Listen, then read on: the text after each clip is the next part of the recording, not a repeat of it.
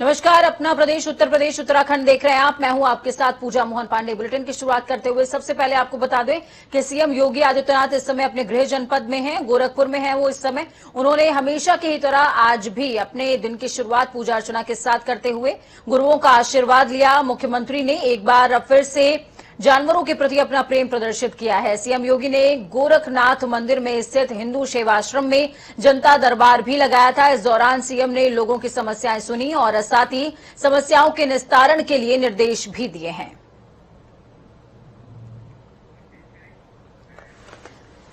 तो सीएम योगी इस समय गृह जनपद गोरखपुर में हैं। 12 बजे अयोध्या के लिए रवाना हो जाएंगे। इस खबर पर ज्यादा जानकारी के लिए सुभाष हमारे साथ में संवाददाता ग्राउंड जीरो से जुड़ गए हैं। सुभाष, क्या कुछ अपडेट है आपके पास? जनता दरबार सीएम ने लगाया है और लोगों की फरियाद भी सुनी है।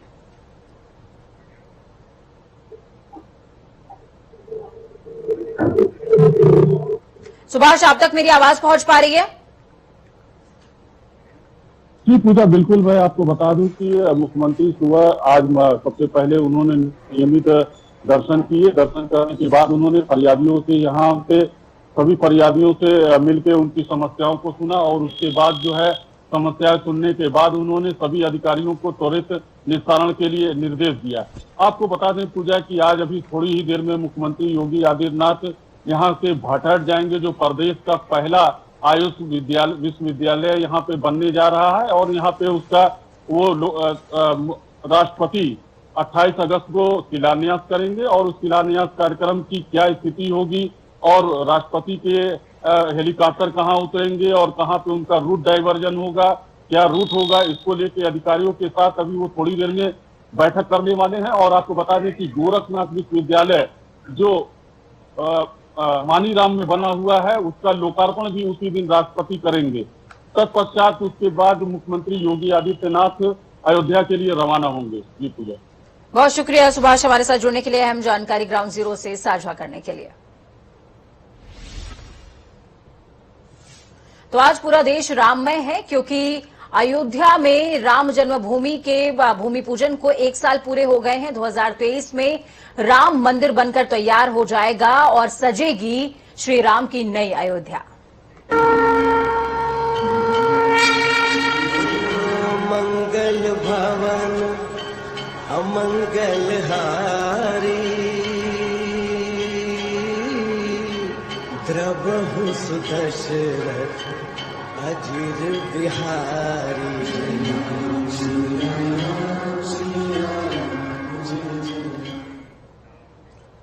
आपको बता दें कि राम मंदिर अयोध्या में भव्य राम मंदिर निर्माण के लिए भूमि पूजन के आज 1 साल पूरे होने जा रहे हैं। आज ही के दिन प्रधानमंत्री नरेंद्र मोदी ने श्री राम मंदिर का शिलान्यास और भूमि पूजन भी किया था, जिसके बाद से लगातार एक योजना के तहत राम मंदिर का निर्माण कार्य जारी है। उम्मीद है कि वर्ष 2023 के अंत तक मंदिर को श्रद्धालुओं के दर्शन के लिए खोल दिया जाएगा। सूत्रों ने यह भी बताया है कि पूरा मंदिर परिसर वर्ष 2025 तक तैयार हो जाएगा। आपको बता दें कि अयोध्या में राम मंदिर का निर्माण भाजपा का दशकों पुराना वादा था, जो सुप्रीम कोर्ट का फैसला आने के बाद से आज ही के दिन सन 2020 में प्रधानमंत्री ने श्री राम मंदिर का भूमि पूजन भी किया था और आज 1 साल पूरे होने पर विशेष कार्यक्रम का आयोजन होगा, जिसमें तमाम साधु संत भी मौजूद रहेंगे। सीएम योगी खुद यहां पर पहुंचने वाले हैं। 12 बजे सीएम योगी पहुंच जाएंगे, हनुमानगढ़ी में दर्शन करेंगे। हनुमानगढ़ी में दर्शन करने के बाद श्री रामलला के दर्शन करेंगे। रामलला के दर्शन करने के बाद रामघाट का रुख करते योगी आदित्यनाथ नजर आएंगे, जहां पर कई योजनाओं की सौगात भी देंगे। तो नई अयोध्या का भव्य प्रारूप कैसा होने वाला है, ये समय आप अपनी टीवी स्क्रीन पर देख रहे हैं। महत्वाकांक्षी योजना है ये सरकार की। मर्यादा पुरुषोत्तम श्री राम अंतर्राष्ट्रीय हवाई अड्डे का विस्तार किया जाएगा। 200 करोड़ का रनवे तैयार होगा। ठीक इसी तरीके से बस अड्डे को भी विकसित किया जाएगा। ग्रीनफील्ड टाउनशिप को विकसित किया जाएगा। हर सड़क पर भव्य प्रवेश द्वार, हर प्रवेश द्वार पर धर्मशाला। तो त्रेता युग की राम नगरी बनने की तैयारी है, जिसमें आधुनिकता का मिश्रण हो। तो तो वहीं रामनगरी अयोध्या में भव्य राम मंदिर के निर्माण के लिए भूमि पूजन का 1 वर्ष पूरा होने पर सीएम योगी आदित्यनाथ आज अयोध्या में होंगे। इस दौरान सीएम योगी राम मंदिर निर्माण में कितनी प्रगति हुई उसका जायजा भी लेंगे। इसके साथ ही सीएम योगी के यहां पहुंचने के बाद कई कार्यक्रम आयोजित किए जाएंगे। सीएम अयोध्या पहुंचकर श्री रामलला के दर्शन करेंगे। इसके साथ ही यहां पर अन्न महोत्सव के लाभार्थियों को भी अनाज बांटेंगे। ये कार्यक्रम रामघाट पर आयोजित किया गया है। इसके अलावा मंदिर प्रांगण में पूजा और अनुष्ठान कार्यक्रम भी होगा। सीएम योगी आदित्यनाथ इस कार्यक्रम में भी शामिल होने वाले हैं, तो बेहद खास रहने वाला है ये कार्यक्रम। आपको बता दें कि सीएम योगी आदित्यनाथ जब से मुख्यमंत्री बने हैं तब से लगभग 20 बार से ज्यादा बार ऐसा हो गया है कि वो अयोध्या पहुंचे हैं बतौर सीएम, और आज का दिन बेहद खास। प्रधानमंत्री गरीब कल्याण योजना के तहत जिले में जरूरतमंदों को निःशुल्क राशन वितरण के 3 महीने पूरे होने पर आज पूरे प्रदेश में अन्न महोत्सव का आयोजन किया जा रहा है। इसके लिए हर सरकारी राशन की दुकान पर 100-100 लाभार्थी बुलाने के निर्देश दिए गए हैं। जिले के अलग अलग हिस्सों में 24 चुनिंदा राशन दुकानों पर सांसद, विधायक, महापौर, जिला पंचायत अध्यक्ष, ब्लॉक प्रमुख और भाजपा के वरिष्ठ पदाधिकारी राशन वितरण करने वाले हैं और इसमें हिस्सा भी लेंगे। इस दौरान अनाज लेने वाले को सरकार की तरफ से एक झोला भी दिया जाएगा। इसमें मुख्यमंत्री की फोटो छपी होगी। इन लाभार्थियों को प्रधानमंत्री नरेंद्र मोदी दिल्ली से संबोधित करने वाले हैं। प्रधानमंत्री प्रदेश के 10 चुनिंदा जिलों के लाभार्थियों से सीधा संवाद करेंगे। इस खबर पर ज्यादा जानकारी के लिए बीएस लाठी हमारे साथ ग्राउंड जीरो से जुड़ गए हैं। बीएस लाठी, क्या कुछ अपडेट है ग्राउंड जीरो से? आज अयोध्या का रंग अलग है, प्रारूप भी अलग नजर आ रहा है, क्योंकि आगाज को 1 साल हो गए हैं। 2023 का सभी को इंतजार है। देखिए, 5 अगस्त था, आज 1 साल पूरा हो गया। वो स्वर्णिम अक्षरों से लिखा गया। आज वो अयोध्या के संत लोग या बीजेपी जो तो एक स्वर्ण जयंती के रूप में मना रही है। आज देश में प्रधानमंत्री गरीब कल्याण योजना के अंतर्गत निःशुल्क अन्न वितरण का पूरे देश में कार्यक्रम भी किया जा रहा है। ये जिम्मेदारी बीजेपी के तमाम नेताओं को दी गई है। यहाँ से लेकर सभासद से लेकर मेयर, विधायक, सांसद तक को ये दी गई जिम्मेदारी। आज इसी कड़ी में मैं यही ये बात जो घाट है अयोध्या में राम घाट हाल्ट है, यहीं पे जो पूरी तैयारियां हैं, यहाँ पूरा जो योगी सूबे के मुखिया योगी आदित्यनाथ ये यहाँ पे आएंगे और पूरे जो लाभार्थी हैं जो 100 लोगों को दिया गया है बांटने के लिए, मुख्यमंत्री योगी आदित्यनाथ आएंगे।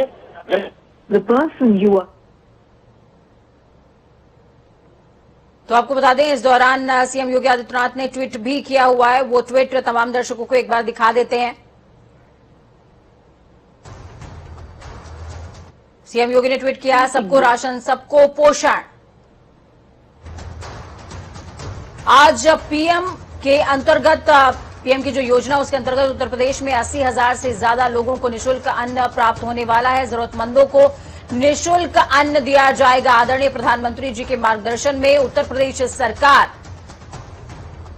कई प्रदेशवासियों को इसका लाभ दे रही है। कोई प्रदेशवासी भूखा ना रहे, इस संकल्प के साथ आगे बढ़ रही है।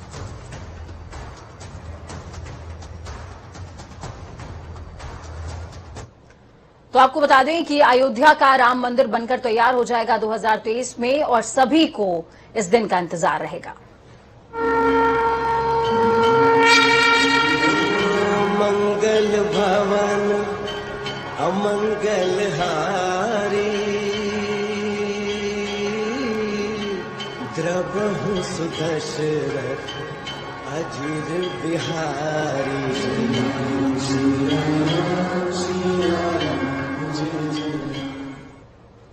राजनीति में कई लोग इस कोशिश में रहते हैं कि कैसे चुनाव को जीता जाए, फिर चाहे बाहुबलियों का ही साथ क्यों ना लेना पड़े। सियासत में शुचिता की बात तो सब करते हैं, पर जब बात चुनाव की आती है तो शायद दाग अच्छे हो जाते हैं। आज लखनऊ में बीजेपी मुख्यालय पर पार्टी के प्रदेश अध्यक्ष स्वतंत्र देव सिंह ने, आपको बता दें कि कल सदस्यता ग्रहण करवाई थी जितेंद्र सिंह बबलू को। इसमें बसपा के बीकापुर के पूर्व विधायक जितेंद्र सिंह बबलू का भी नाम शामिल था, जिन पर 2009 में उस वक्त कांग्रेस की तत्कालीन प्रदेश अध्यक्ष रीता बहुगुणा जोशी का घर जलाने का आरोप लगा है। इतना ही नहीं, दयाशंकर सिंह के परिवार को अपशब्द कहने का भी इनके ऊपर आरोप लगा हुआ है। लेकिन आज जितेंद्र सिंह बबलू को बीजेपी ने अपनी पार्टी का मेंबर बना लिया है। इसे लेकर न केवल बीजेपी में ही बगावत है, बल्कि कहीं ना कहीं रीता बहुगुणा जोशी ने ये तक साफ कह दिया है कि वो आलाकमान से बात करेंगी, सदस्यता को रद्द करवाएंगी।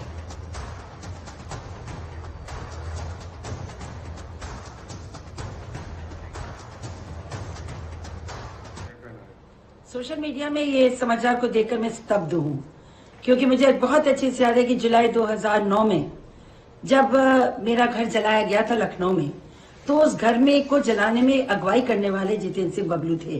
क्या कहना है? सोशल मीडिया में ये समाचार को देखकर मैं स्तब्ध हूँ, क्योंकि मुझे बहुत अच्छे से याद है कि जुलाई 2009 में जब मेरा घर जलाया गया था लखनऊ में, तो उस घर में को जलाने में अगुवाई करने वाले जितेंद्र सिंह बबलू थे। क्या कहना है?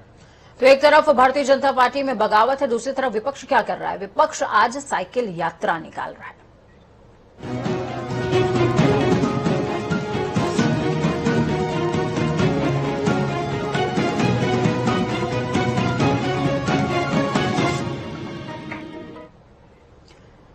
उत्तर प्रदेश में विधानसभा चुनाव करीब आने के साथ ही सियासी दलों ने अपनी पूरी ताकत झोंक दी है। एक बार फिर से समाजवादी पार्टी साइकिल यात्रा के जरिए यूपी के सिंहासन पर काबिज होने की तैयारी कर रही है। सपा आजकल पूरे प्रदेश में साइकिल यात्रा निकाल रही है। आज ही पार्टी के कद्दावर नेता रहे जनेश्वर मिश्र की जयंती भी है।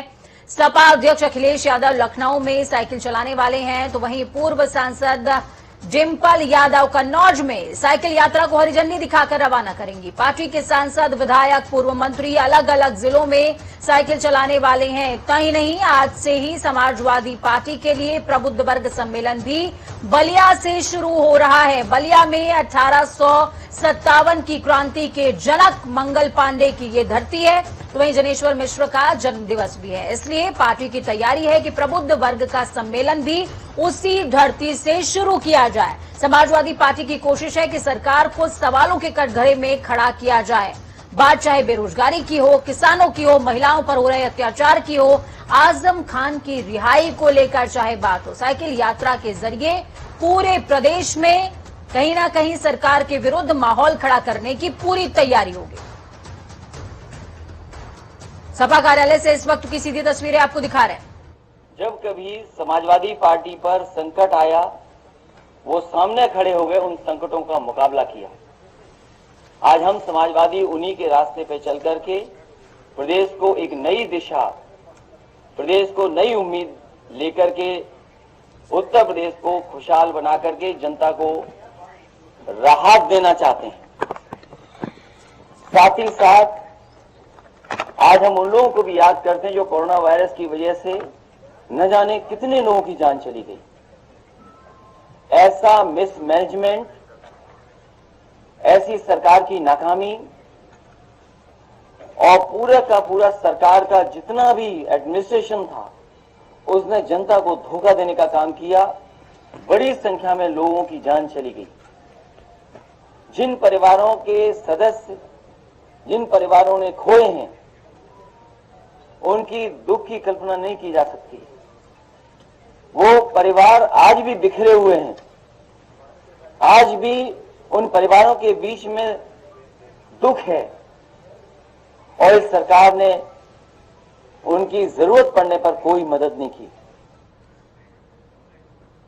तो अखिलेश यादव को सुन रहे थे आप। उन्होंने साफ तौर पर बोला है कि प्रदेश में जिस तरीके का कुप्रशासन देखने को मिल रहा है, उसको लेकर समाजवादी पार्टी अपनी आवाज को बुलंद करेगी और सरकार को घेरने का भी काम करेगी। इस खबर पर ज्यादा जानकारी के लिए स्टेट हेड अनिल के अंकुर हमारे साथ में जुड़ चुके हैं फोन लाइन पर। अनिल जी, क्या कुछ तस्वीरें इस समय सूबे की देखने को मिल रही है? कन्नौज हो या फिर सूबे के अन्य जिले, आज साइकिल यात्रा का आगाज है और बलिया से भी प्रबुद्ध वर्ग सम्मेलन का आगाज होगा। पूजा, सबसे बड़ी बात यह है कि देखिए, समाजवादी पार्टी का जो रवैया रहा है वो निश्चित रूप से ये रहा है कि वो जनता के इस मुद्दों को लेकर आगे आगे बढ़े, और यही कारण है कि वो ऐसी चीजें करती है जो जनता से जुड़ी हो। जैसे साइकिल यात्रा है, तो साइकिल यात्रा निश्चित रूप से ये सीधे जनता को रिलेट करती है, जनता से कनेक्ट करती है। तो और ये अखिलेश मुलायम सिंह यादव से लेकर के लगातार ये व्यवस्था चली आ रही है, और इसी कारण आज छोटे लोहिया का पुण्यतिथि है। छोटे लोहिया यानी जनेश्वर मिश्रा का पुण्यतिथि है, तो उनके नाम से जो बना हुआ पार्क है, वहां से उन्होंने ये साइकिल यात्रा शुरू करने जा रहे हैं और प्रदेश के हर सूबे में हर प्रदेश के हर जिले में इस प्रकार की प्रदेश के हर जिले में इस प्रकार की यात्राएं निकालने की व्यवस्था की गई है। जैसा कि हम आप बताते हैं कि लखनऊ से लेकर के हम क्या बात करें कन्नौज की बात करें, कन्नौज इसलिए महत्वपूर्ण है क्योंकि पहले अब डिम्पल यादव जो अखिलेश यादव की पत्नी वहां से चुनाव लड़ती रही है, उसके पहले अखिलेश यादव भी वहां चुनाव लड़ते रहे। तो ऐसी स्थिति में ये इलाका महत्वपूर्ण है क्योंकि वो इन लोगों का संसदीय क्षेत्र रहा है और इनकी कार्यस्थली रही है। तो जो जिस तरीके से उत्सव यहाँ देखा जा रहा है वो जनता निश्चित रूप से काफी इन्वॉल्व दिखाई दे रही है और सड़क पर पूरा सड़क यहाँ से लेकर के पूरा समाजवादी पार्टी के कार्यालय से लेकर के लोहिया पार्क, फिर उसके बाद सिग्नेचर मिश्रा पार्क, पूरे सड़क पर चारों ठीक है, बहुत शुक्रिया हमारे साथ जुड़ने के लिए, अहम जानकारी ग्राउंड जीरो से साझा करने के लिए। तो आपको बता दें कि इस प्रेस कॉन्फ्रेंस के बाद अखिलेश यादव सीधे सपा कार्यालय से साइकिल यात्रा का आगाज करते हुए जनेश्वर मिश्र पार्क तक जाएंगे और वहां से सूबे के अलग अलग हिस्सों में भी साइकिल यात्रा का आगाज होने वाला है।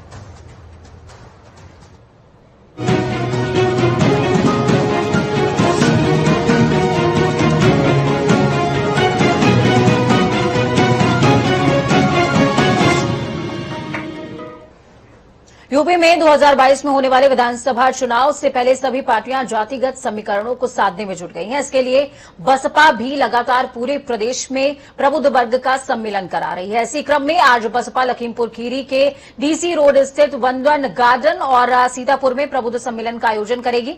इस कार्यक्रम में बतौर मुख्य अतिथि बसपा के राष्ट्रीय महासचिव सतीश चंद्र मिश्रा शामिल होने वाले हैं। पूर्व मंत्री नकुल दुबे एक जनसभा को संबोधित करेंगे। बसपा नेताओं ने लोगों से इस सम्मेलन में शामिल होने की अपील भी करी है।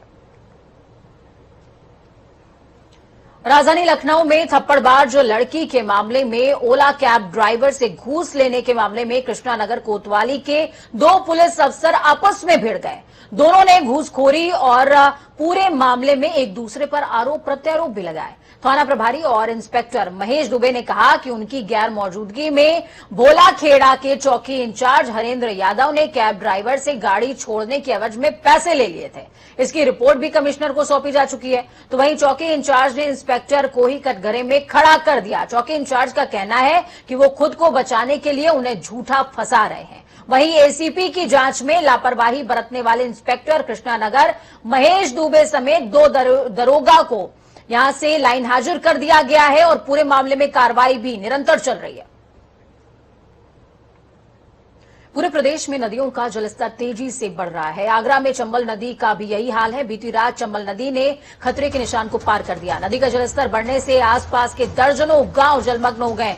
यहां लोगों का तटवर्तीय इलाकों से पलायन शुरू हो गया है। लोग अपने जरूरी सामान लेकर गांवों से बाहर जाने लगे हैं। धौलपुर में चंबल नदी का जलस्तर कई मीटर ऊपर जा चुका है, जबकि पिनाहट में नदी खतरे के निशान को पार कर गई है। नदी के पास के गांव में बसे लोग पलायन करने को मजबूर हैं। तो वहीं प्रशासन ने बाढ़ चौकियों पर भी टीमें अलर्ट कर दी हैं, टीमें गठित कर दी हैं। आगरा समेत तमाम क्षेत्रों में हालात बुरे हैं। चंबल नदी में लगातार जो है वो जलस्तर बढ़ता हुआ नजर आ रहा है, जिसके चलते दर्जनों गांवों के लोग पलायन करने को मजबूर हैं। बाढ़ के लिए टीमें गठित की गई हैं ताकि लोगों को सुरक्षित स्थान तक पहुंचाया जा सके, उन्हें सही दिशा निर्देश दिए जा सके। खबरों में आगे बढ़ेंगे और देवभूमि का रुख होगा। आगामी उत्तराखंड विधानसभा चुनाव से पहले कांग्रेस विचार मंथन शिविर में जुटी हुई है। आज कांग्रेस के 3 दिवसीय विचार मंथन शिविर का अंतिम दिन है। तो वहीं शिविर के दूसरे दिन बैठक के बाद चुनाव संचालन समिति के अध्यक्ष और पूर्व सीएम हरीश रावत ने कहा कि इस बार कांग्रेस उत्तराखंडियत को बचाने के लिए चुनावी मैदान में उतरने वाली है। कांग्रेस के पास संजीवनी पहले से है। ऋषिकेश के मंथन शिविर के बाद जीत का अमृत भी निकल आएगा। उन्होंने ये भी कहा कि कांग्रेस पार्टी जल्द ही नए कलेवर में नजर आएगी। कांग्रेस बहुत बड़ा कुनबा है। अब यही कुनबा जनता के बीच जाकर राज्य में बदलाव की बयार लाएगा।